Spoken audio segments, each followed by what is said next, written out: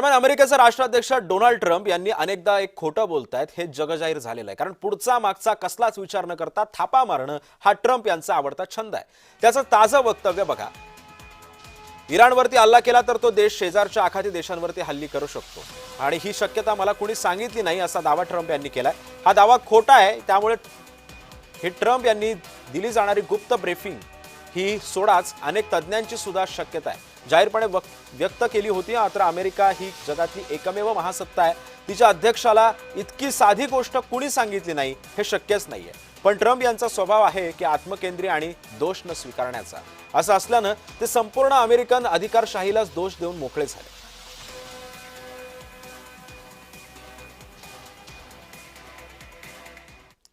दरम्यान ट्रम्प यांचे दावे काय काय आहेत हे सुद्धा आपण पाहतोय। आखाती देशांवरती इराण हल्ले करेल हे मला कुणी सांगितलं नाही हा ट्रम्प यांचा दावा हास्यास्पद आहे। अमेरिकन अध्यक्षाला जगातली छोट्यातली छोटी गुप्तचर माहिती सतत दिली जात असते।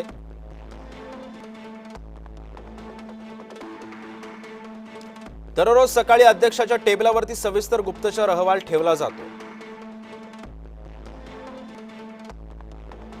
अमेरिकन अध्यक्षाला सर्व गोष्टी माहीत असाव्यात त्यासाठी काही अब्ज डॉलर्सची दरवर्षी खर्च केले जात आहेत।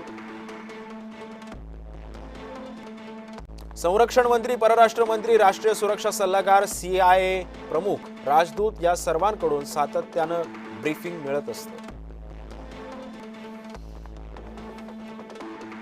परराष्ट्र खात्यामध्ये आखाती देशांचे तज्ज्ञ असतात, ते दर आठवड्याला तपशीलवार अहवाल पाठवत असतात। युद्ध सुरू करण्याआधी त्याचे परिणाम जाणून घेणं ही फार जुनी आणि कुणालाही सुचेल अशी बाब आहे।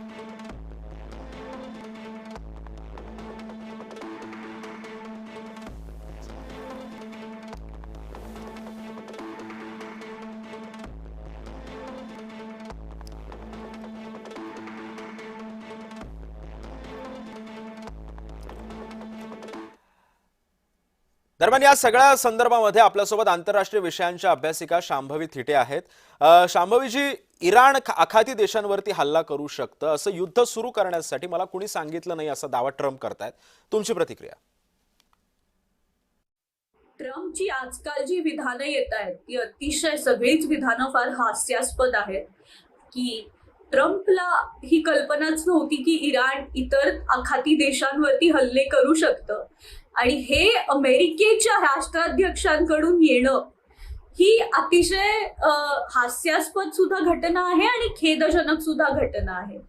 कारण का की जर तुम्हाला युद्ध कोणत्या स्थितीत बदलू शकेल ह्याचे अंदाजच नव्हते तर तुम्ही काय ओव्हर कॉन्फिडन्सनी युद्धात उतरलायत हे आता सगळ्या जगाला कळतंय आणि तुमच्या अशा स्टेटमेंटमुळे तर अजूनच कळतंय।